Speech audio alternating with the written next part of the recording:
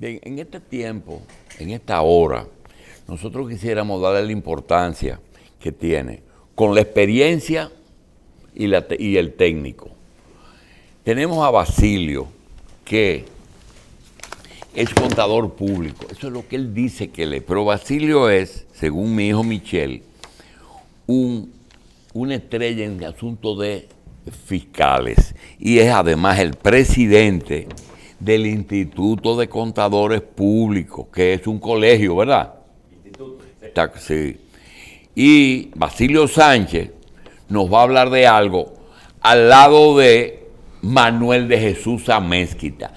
Él es, aunque Amezquita luce relativamente joven, es un señor de muchos años porque fue ministro de Agricultura durante los años más brillantes de Balaguer, que fueron los 12 años. Nosotros quisiéramos que se pongan de acuerdo porque le vamos a plantear el tema y lo vamos a dejar hablar. Miren qué pasa. El país ha tenido épocas en que se ha estimulado inversiones dando ventajas fiscales. Yo recuerdo, sin leer el periódico, que cuando Balaguer llegó en el 66, una de las primeras medidas fue los incentivos agropecuarios.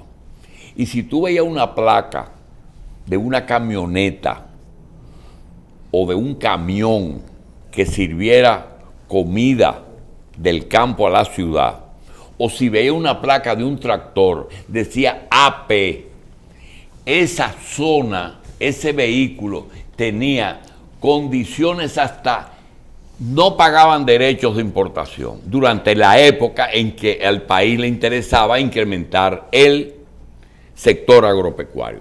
Ahí mismo, como es natural, comenzaron los sectores industriales, que vino la ley 69, vino el asunto de la zona franca, todo eso, todo el mundo lo... Inclusive quiero que se sepa que esa zona industrial de Herrera fue una zona que se le dio entre 2 y 5 mil metros a diferentes industriales para que iniciaran una incubadora de industrias incipientes aquí. Todo eso que usted ve en la Luperón, hasta la Isabel Aguiar, ese rectángulo, donde está el Adobón, donde está Pigraca, donde están todas esas empresas, todo eso de plástico y esas cosas, eso eran industrias que tenían concesiones.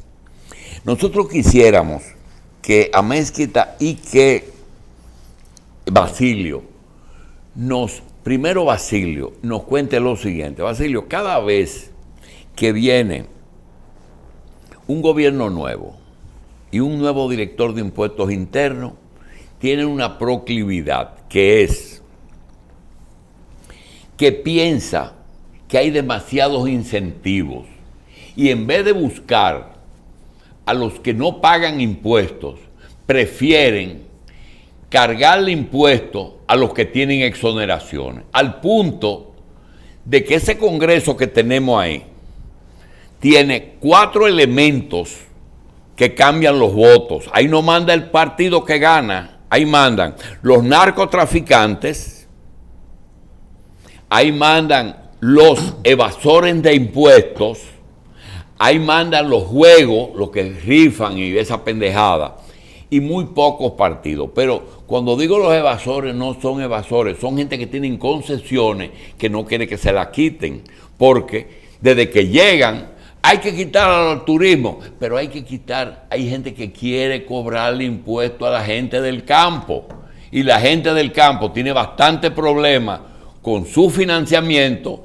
con la tenencia de tierra, con la titulación, para que tú le cargues además impuestos. Basilio, ¿es justo que se desmonten ya las exenciones que le dan a la gente del campo y a dónde puede incursionar el Estado para recuperar algo de algunas empresas del campo? Gracias, doctor. Fíjese, usted magistralmente ha hecho un recorrido de de lo que es la visión Sí. del sector agropecuario y evidentemente que el tema de los impuestos en cualquier sector es muy amargo, pero es mucho más amargo cuando se trata del sector agropecuario, cuando la humanidad está en un proceso y en un esfuerzo de mantener lo que es la alimentación de la población. Yo quisiera aprovechar para puntualizar específicamente lo que sería la parte que tiene que ver con el sector agropecuario y los impuestos. Y el tema de las exenciones, diríamos que desde las modificaciones que se han hecho a la ley 1192 en los últimos 30 años, pues diríamos que el sector agropecuario ha sido tocado mínimamente porque básicamente diríamos lo que son la mayoría de los insumos y las maquinarias han estado, diríamos, beneficiadas desde su importación básicamente, y en el caso del comercio local han estado beneficiados con una serie de exenciones, si se quiere, y alguna figura de exclusión, como en el caso del ITEVI, que muchos insumos agrícolas pues están exentos. Pero evidentemente la producción también. Y la misma producción. Hay un elemento importante que está ahora mismo en el ambiente, y es la emisión de la norma, es el borrador que está en discusión ahora mismo, para establecer una serie de mecanismos de recaudación en el sector, y esto veo que ha creado una especie de preocupación en el sector, y evidentemente nosotros consideramos que esta norma debe de ser bien sopesada, bien analizada. ¿En qué consiste la norma que ha creado la inquietud de los productores que han llamado para que tratemos ese tema? Julito dice que se comienza por el principio, a veces hay gente que comenzamos por el final.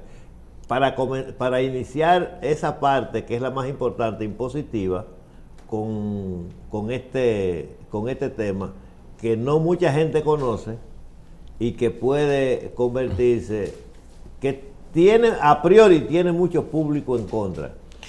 Y yo quiero ahorita que profundicemos un poquito más, porque a veces uno cree que hay cosas que le convienen y terminan no conveniéndole, pero como la cuestión impositiva, aquí se habla del diablo a la cruz, se le tiene mucho miedo. ¿En qué consiste en la normativa? Y explico un poquito, porque mucha gente nosotros estamos en esto todos los días, pero mucha gente no sabe qué es lo que está sucediendo, de dónde viene la inquietud.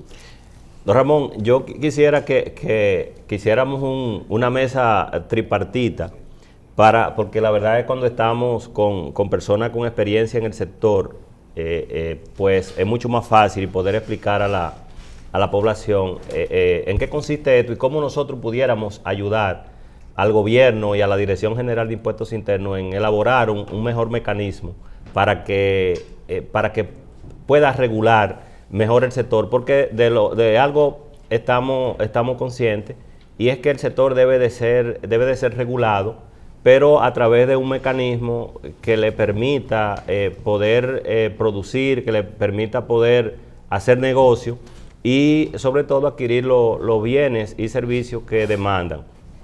De lo que se trata esta norma básicamente es diríamos de tres elementos. Y antes de ello, yo quisiera comentar quizá el por qué es necesario regular y definir algunas reglas de juego. Y es que todo esto empieza con el tema de los comprobantes fiscales.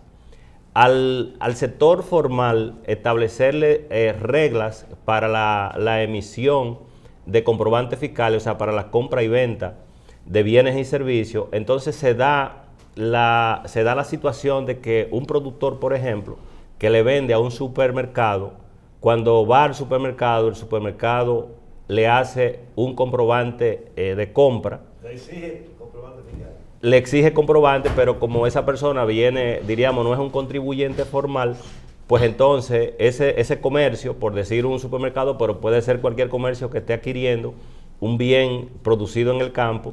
Vamos a suponer ese señor que tiene un camión, se fue a San Juan, a Elías Piña, y le compró aguacate a los que están allá, y viene con el camión cargado. Va a un negocio, a un comercio, le vende ese camión de aguacate y como le pide un comprobante, le dice, bueno, yo no sé de qué usted me está hablando, yo no conozco eso, pues entonces por un tema de normativo, pues entonces ese comercio le tiene que hacer un comprobante de proveedor informal. ¿Qué sucede con esto? El negocio diríamos, de la agricultura es un negocio de muchos volúmenes y de poco margen. Entonces, cuando en el año ese señor trae, vamos a suponer que en el mes él viaje 4 y 5 veces a esos campos a recoger, en el año probablemente está hablando de 200, de 300 viajes, y eso pudiera generar unos millones de pesos que cuando el sistema de la DGI, a través de la información que recibe de esos comercios, de esa cédula que le está comprando y la están reportando, representa unos millones de pesos. ¿Qué está sucediendo ahora mismo? Que la DGI entonces, a través de esa alimentación de la información, está notificando a esa persona y le dice, mire, usted tiene aquí 20 millones de pesos que me ha reportado tales y tales negocios, usted tiene que pasar por aquí. Como esa persona tampoco tienen conocimiento de lo que significa no cumplir con un llamado de una institución como la Dirección General de Impuestos Internos, entonces lo convierte en un incumplidor, le determinan entonces en base a esa venta que él hizo, que la reportó el que la compró, y le determina entonces una cantidad de impuesto a pagar que él no tiene capacidad de pago porque son modelos de negocio. ¿Se refiere al anticipo o a lo que tiene que pagar ya final cuando lo liquidan?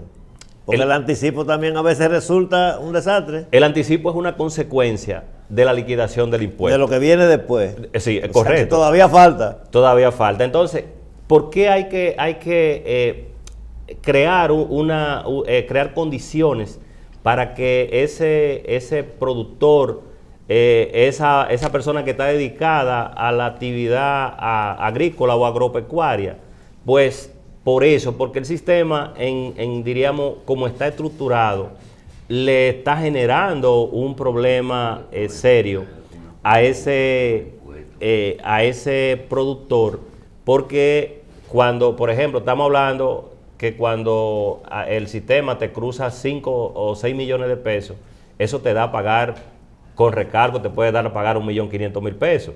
Entonces, cuando tú le dices a una persona que está en una finquita produciendo y le está vendiendo a un negocio que tiene que pagar 1 millón de pesos de una determinación que le dijo la DGI, pues eso es prácticamente imposible de asumir. Y de ahí entonces que viene que quizás nosotros podamos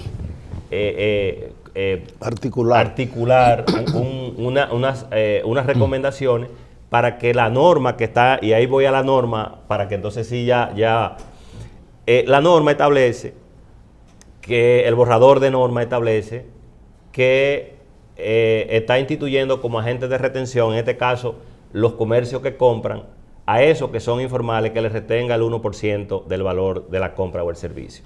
Yo quisiera ahora que Manuel... estar con una figura como Basilio, hablando de impuestos y sobre todo de la agropecuaria, es un privilegio. Uno hasta se duerme. No hay duda, no se duerme uno. Entonces, tengo muchas inquietudes y me voy a convertir ahora en el entrevistador para que me aclare algunas cosas. Por ejemplo, tú hablas de un camión que da 10 viajes, pero ese camión no es dueño de finca, ese es un intermediario. Entonces, el pobre diablo que está en Moca, que se llama Ramón Santos, que tiene 20 tareas de yuca, a ese hombre me le van a cobrar impuestos. Permiso. ¿Y qué estructura tiene ese hombre para reportar un impuesto? No está organizado por 50 años. Entonces, ¿a quién le van a cobrar los impuestos? ¿A los organizados, a los progresistas, a los que han echado para adelante? Sería llevar el COVID agropecuario con impuesto al campo, sin saber qué sepa que lo produce. Entonces sería llevar gasolina a una finca que todos son charamicos que va a coger candela. Porque mencionar que se va a cobrar impuesto a la agropecuaria cuando tenemos tantas dificultades, donde el mismo presidente acaba de hacer una rueda de prensa y si la hace con todo el equipo agropecuario porque tiene una preocupación de la seguridad alimentaria del país. No es para anunciar bonanza, es para anunciar soluciones, que es importante ese acercamiento con la agropecuaria, esa preocupación. Y entonces esa seguridad alimentaria, ¿cómo la vamos nosotros a producir? Con impuestos, cargándole más la cosa con el aumento del petróleo, con el aumento de la gasolina, con el aumento de los insumos, del transporte.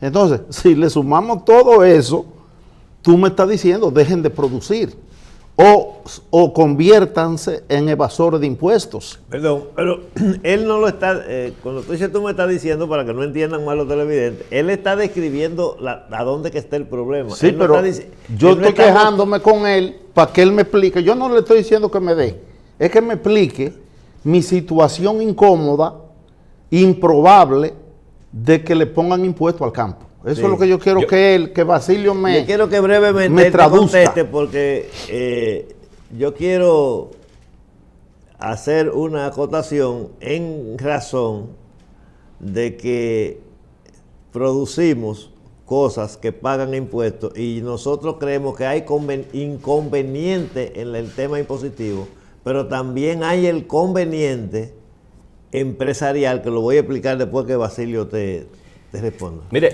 lo cierto es que este es un tema muy complicado y por eso yo creo, o sea, por tratarse de un sector tan sensible como es el sector agropecuario, y estoy totalmente de acuerdo, porque nosotros lo que tenemos que aprovechar la oportunidad de que tenemos una dirección de impuestos que escucha.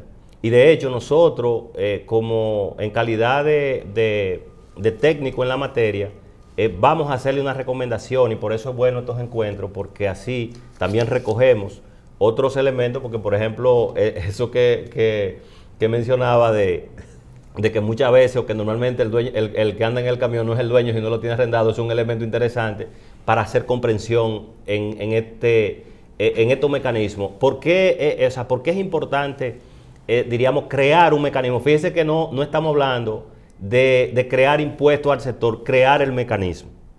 ¿Crear el mecanismo para qué? Para que en la dinámica de negocio del sector no tenga estos tranques, porque por ejemplo, cuando en el modelo actual, yo por ejemplo, en días pasados estuve en Merca Santo Domingo y se me acercaron unas personas que tienen unos puntos allá y me dijeron, yo quiero hablar con ustedes porque tengo unos problemas en impuestos, me tienen bloqueado.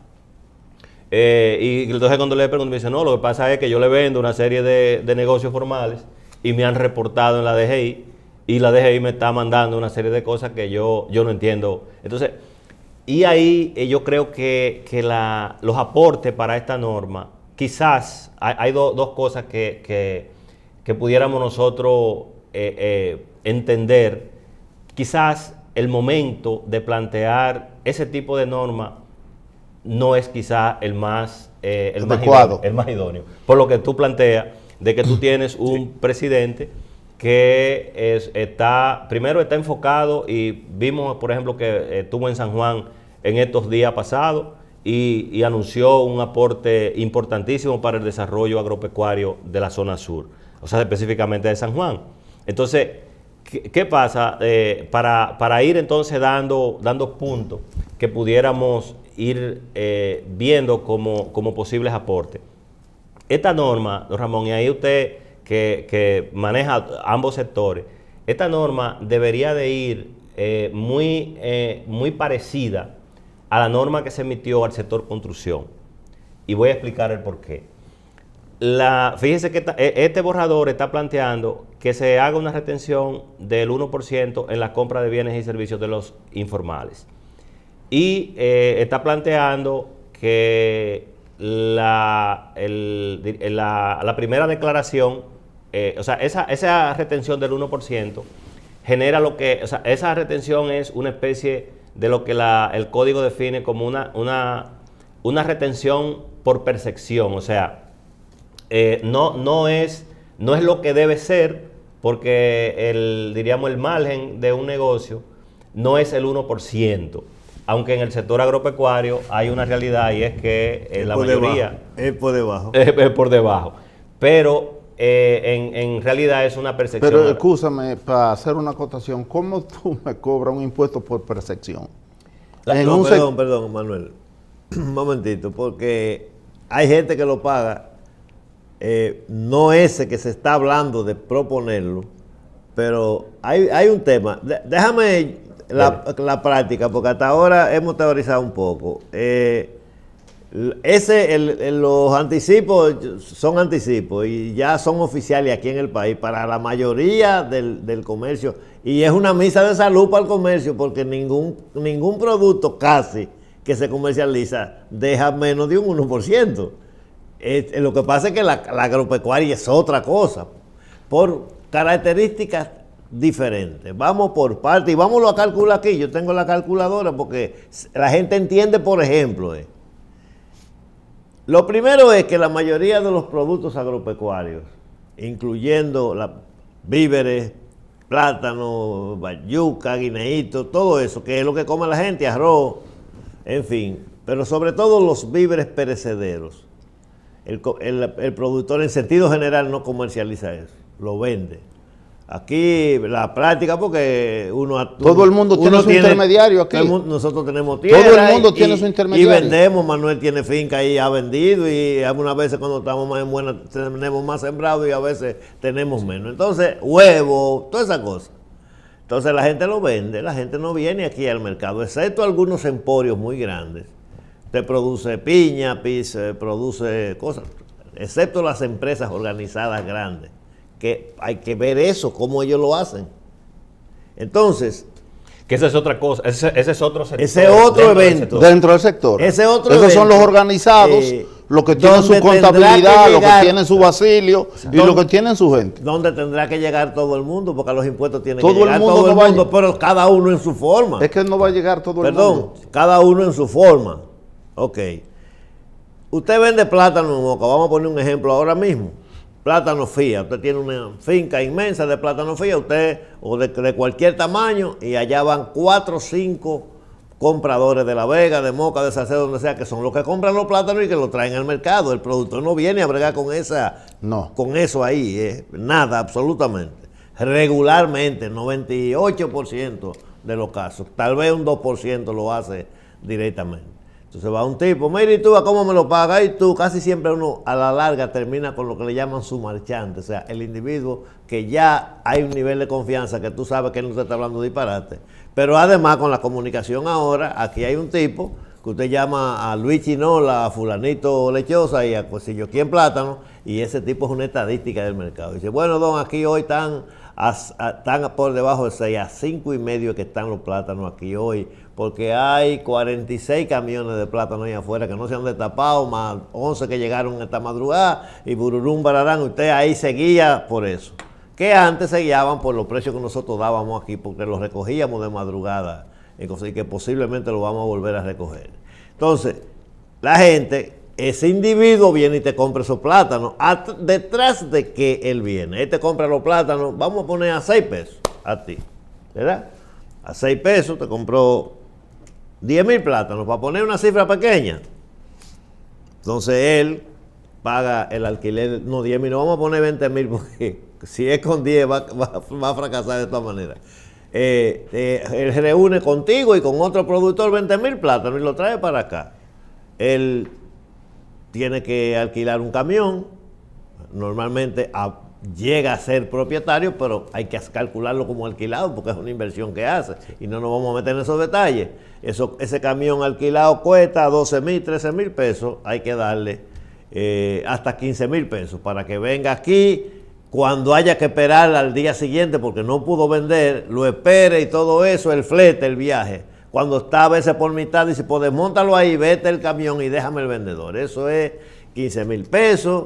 De ahí tiene que sumarle el vendedor, que es 50 centavos por unidad, el mercado, o 25 centavos, lo que tiene que pagar en el mercado, el tipo que se lo cuida, el hotelito que paga cerca de donde está el camión, por ahí durmiendo. Y si no paga el hotel, entonces para ahorrárselo el chofer, lo que hace es que se acueste en el mismo camión, o pone el ayudante que se quede en el mismo camión, porque también hay un ayudante. Todo eso viene para acá. Cuando tú sumes esa lista, que tú dices combustible, alquiler, qué sé yo qué, qué sé yo cuánto, el ayudante, el vendedor, todo eso te hace 25, 30 mil pesos. Tú trajiste 20, es $1.50 o $1 por cada unidad de plátano que tú trajiste, que son 20 mil pesos, ¿verdad? Ramón, déjeme hacerle una introducción fiscal a eso y usted sigue con el hilo del tema. Mire, imagínense que bajo el modelo que estamos planteando Pero ahora, véndelo el plátano ya para que te quede con el esquema completo. Pero déjelo ahí para ver el tema de impositivo. Exacto, y se puede entender mejor de lo que estamos hablando. Imagínense, por ejemplo, que ese chofer, ese comprador, por un tema de que está en el sistema, decide entonces formalizarse y constituye una pequeña compañía para él, porque entiende o le asesoraron que le va mejor. O con su nombre. O con su nombre. ¿Qué pasa? Porque él tiene cuenta en el banco. Sí, correcto. Entonces, ¿qué pasa? Como él le arrienda el camión a otra persona, entonces él ahora va a tener que hacerle un comprobante fiscal a esa persona. Por el arrendamiento. Retener el 10% de alquiler más el 18% de ITEVI. Pero así ha sido siempre. Sí, pero lo que pasa es que no se hace. No se hace, pero el tema es el sector, o sea, fíjese qué nivel... Quedémonos en el sector, porque lo que se está hablando de retención, de impuestos, eso es normal.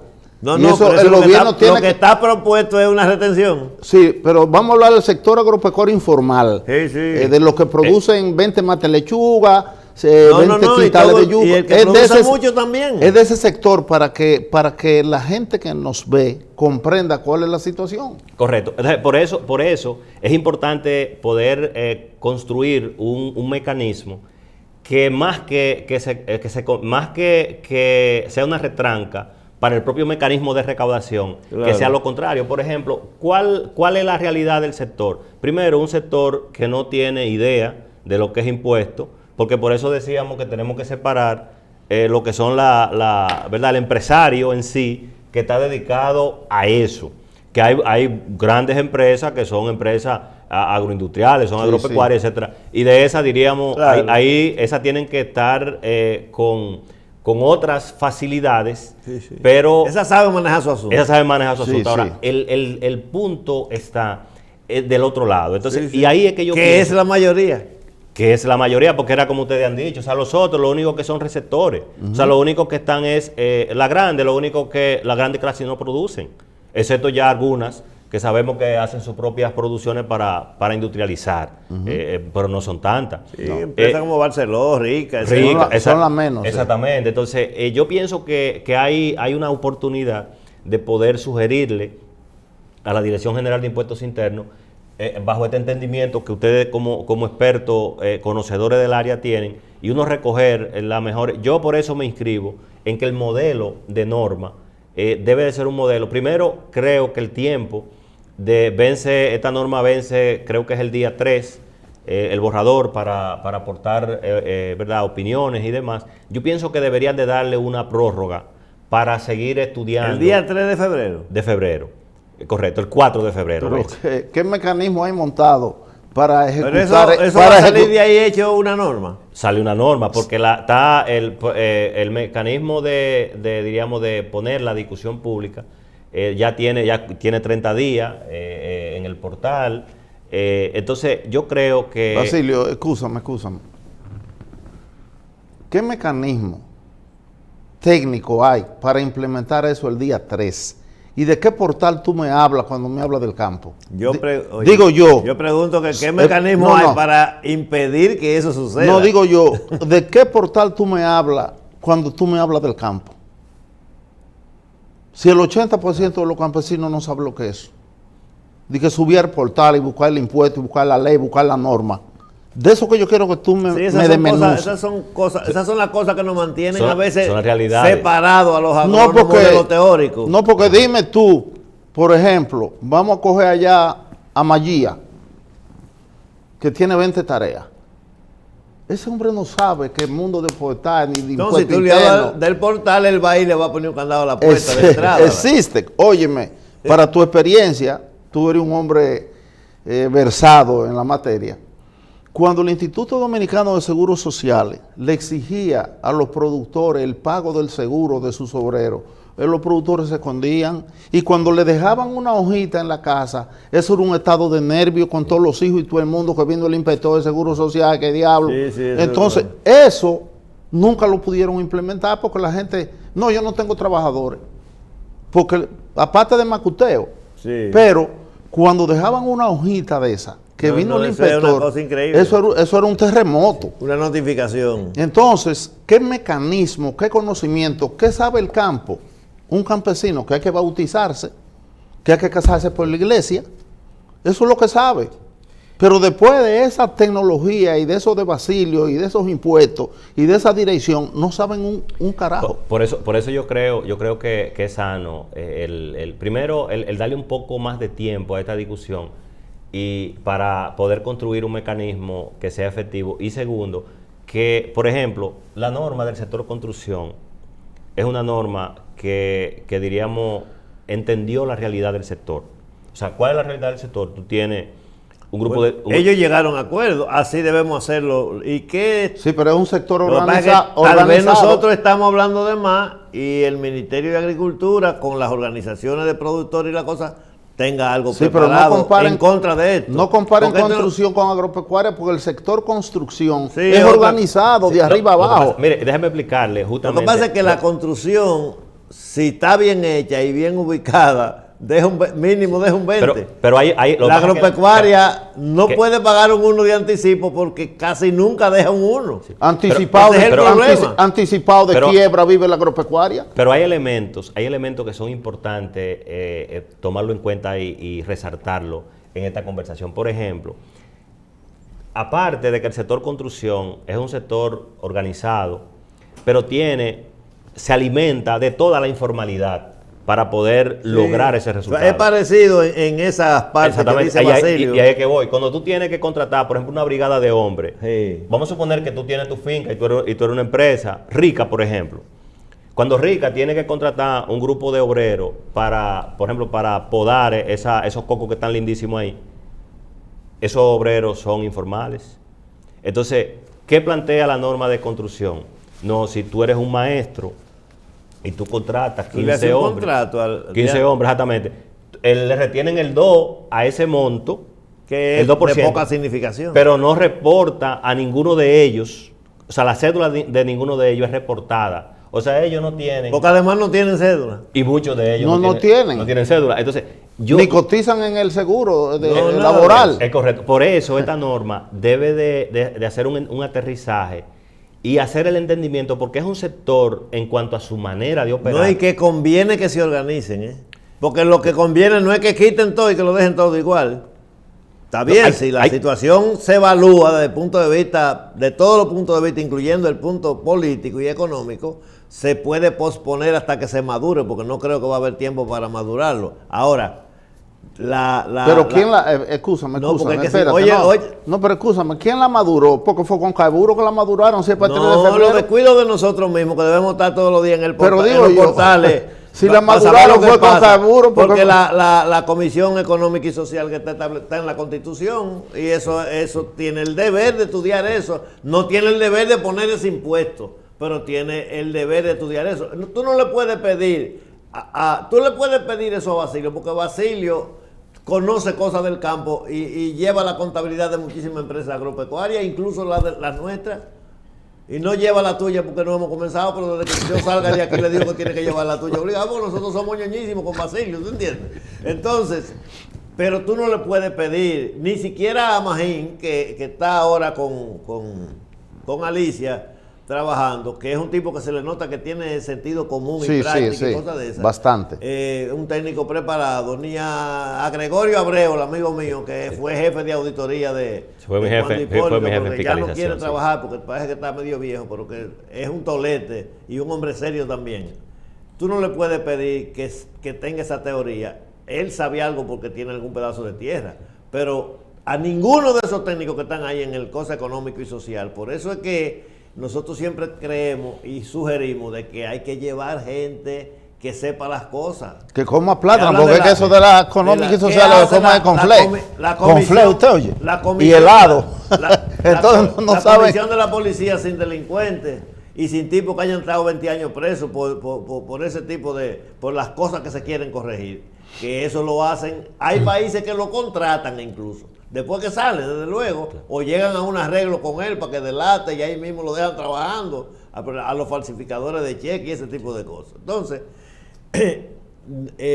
lo que está establecido es que el día 3 eso se convierte en norma si no se opone. Yo no tengo dudas de que el gobierno, el presidente por lo menos, que se acuesta a las 2 y a las 3 de la mañana trabajando todos los días, tiene que tener ya algunos pasos en esa dirección, me imagino yo, y el ministro de Agricultura, yo supongo, porque eso es una catástrofe, hacerlo así. Nosotros que estamos en el campo sabemos de lo que estamos hablando. No tenemos duda de equivocarnos en eso. Que estemos Pero digo yo... es un problema y hay que plantear una solución frente a eso. Yo no sé si tú te acuerdas en el 86, que la gente lo pasó así sin darse cuenta. La gente cree que fueron los escándalos y las cosas que perjudicaron y que hicieron perder al gobierno que concluyó en el 1986. Lo que más peso tuvo en eso fue el 36% de recargo cambiario a café y a cacao. las exportaciones agropecuarias. El 36%, ¿te acuerdas? El café y el cacao. El recargo cambiario. El recargo cambiario. Que por eso yo digo que hay una oportunidad y entiendo que el director de impuestos, que es una persona con una capacidad... abierto. Yo mismo me atrevo a pedir una cita mañana mismo para eso. Sí. O hablar con esta gente que son los jefes de uno casi en esta materia aquí, en la parte de prensa. Sí, es bueno Ahora, es bueno ver el tema con... Ante esa inquietud de los productores, el acercamiento que el presidente ha tenido con los productores, el apoyo de más de 10.000 millones que le dio al Banco Agrícola hasta hace poco, esa misma preocupación que él tiene por la agropecuaria, por la seguridad alimentaria, por la tranquilidad social, por la generación de empleos que son de gente que no sabe leer y escribir, que no es a Basilio, que hay que hacerle un contrato y discutir el sueldo, son gente que no saben leer y escribir.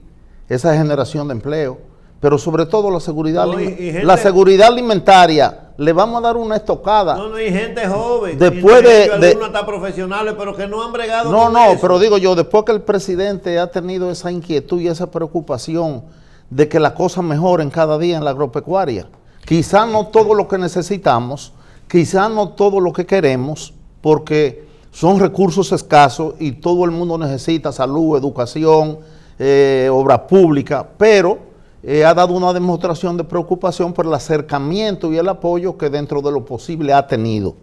Entonces, si esa es la señal que da al sector agropecuario, va a venir por atrás una puñaladita para que eso no se realice. Por eso es importante. No hay necesidad porque el presidente no tiene que estar dando, si quiere, nadie le pidió, lo hizo espontáneo, por apoyo, el aporte económico a baja tasa y a tasa cero, lo hizo espontáneo, sí, nadie se lo pidió. Eso dio un resultado. Y dio un resultado positivo. Dio un resultado. resultado. Que vienen buscando soluciones para el campo, Sí, buscándola él. que dio un que es diferente a cuando te la piden. Sí, espérate, pero dio un resultado inclusive respondiendo a una situación que se dio con la pandemia.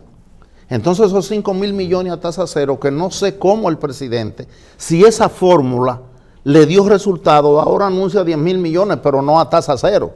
Yo hubiese anunciado los 10.000 millones a tasa cero y prepara 1 millón de tareas de tierra para que le dé la seguridad alimentaria y le da ahí a la producción agropecuaria, porque eso le dio resultado. Él anunció 10.000 millones, pero no. No me gusta mucho el término de... pero déjame... No me gusta el término de seguridad alimentaria. pero... No me cae bien. Pero ¿Sabes que hay gente que no te caen bien? Ok, entonces, ¿qué te quiero decir? Inclusive hasta la misma tasa de esos 10.000 millones del Banco Agrícola, el Banco Agrícola, la banca privada tiene tasa 7 y la tasa normal del Banco Agrícola es 8. Yo creo que... Sí, son otras condiciones lo de esa tasa, frente al encaje y también frente a la seguridad de la garantía, que es lo más garante que hay en un vehículo, pues nada más te prestan una parte. Así es. Por favor, Sí, ya tenemos... aprovechar para quizá pedirle a las autoridades que están discutiendo y revisando este tema de que prorroguen por un tiempo adicional para recoger una serie de entendimientos que son necesarios. ¿Se puede prorrogar esta parte también? Sí, porque al final del camino, diríamos, es un tiempo que se le da de discusión, pero está... ¿Es plazo fatal? No, no es plazo fatal.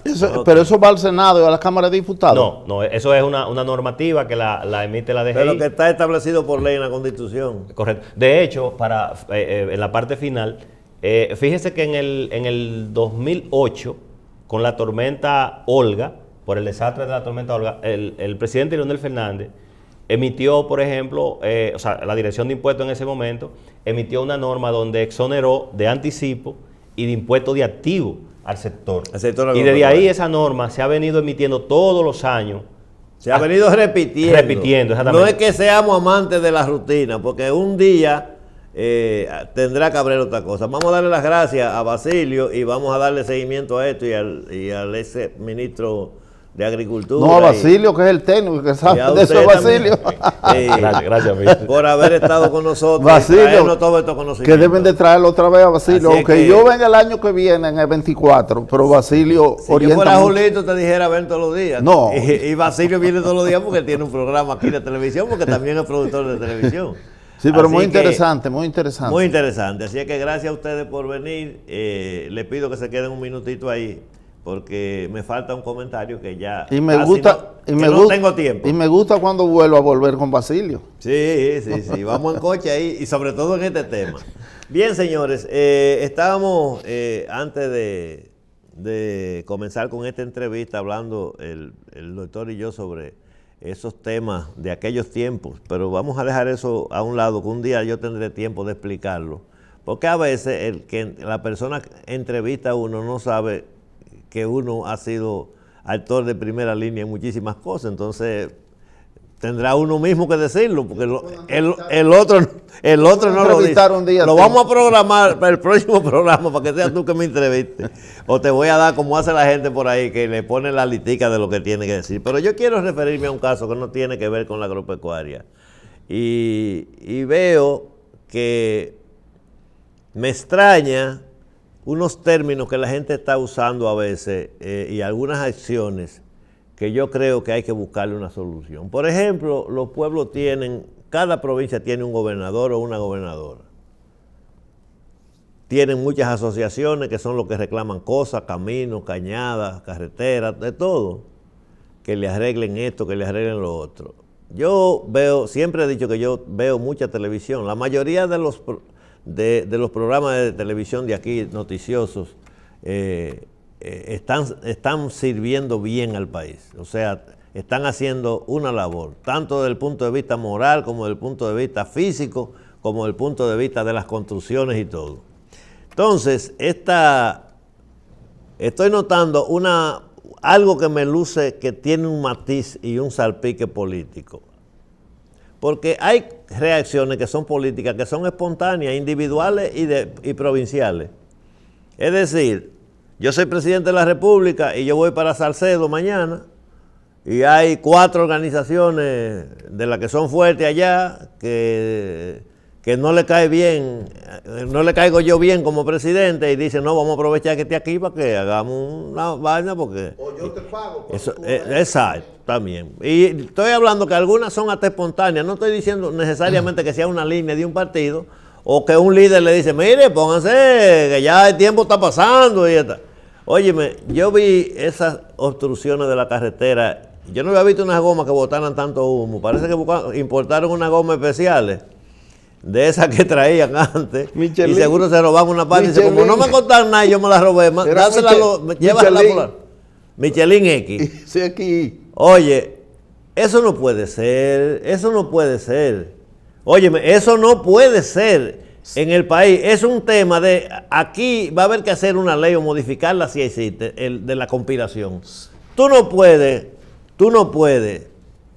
donde está el jefe de Estado, en los alrededores o a 1 kilómetro o a medio kilómetro, hacer un motín de esa. Por eso puede ser terrorismo Oh, pero ven acá, ¿y a dónde que vamos a llegar? El presidente no dice nada porque el presidente es un hombre humilde, democrático, abierto, no le va a hacer nada, pero eso no se puede alimentar. Eso es igual que aquí cualquier pelafustán que quiere que le hagan un poquito de asfalto en una esquina, coge una cruz y coge para el palacio, pero venga acá, señor, de Montecristi para el palacio, entonces se fabrica un líder con eso. Y no estoy hablando de acciones de ahora, estoy hablando de acciones que se comenzaron en el gobierno anterior, que también lo critiqué, igualito que lo estoy criticando ahora. Eso, y finalmente, este minutito que me voy a coger, porque yo sé que si el dueño del programa estuviera aquí, me hubiera dado el chance para esta opinión. Otra prepotencia y otra cosa que tienen que revisar los noticieros de aquí, que son mejores que los de CNN y que todos esos noticieros de fuera. La mayoría de esas mujeres que hacen esos trabajos lo hacen magistral y periodísticamente. Abrir esa brecha de gente con un celular firmando cualquier cosa que pasó hace un año, que pasó en otro país y que se lo manden. Yo no sé en qué está el colegio de periodistas, aunque el colegio de periodistas para eso, a los que somos comentaristas y nos metemos en este tipo de temas nos saque, pero también debe respetarse la prensa profesional, porque ¿cómo es posible que yo coja un barrio? Yo vi un reportaje el otro día que cuando el teléfono se le zafó un poquito hacia la izquierda, había una calle hasta con doble línea blanca en el centro, y él reportando que aquí se puede sembrar plátano y que no sirve. Por Dios, señores, vamos a seguir con estos temas. Gracias a ustedes por estar y a ustedes gracias por apoyarnos una vez más, escuchando y viendo este programa de Revista Agropecuaria de la Revista 110.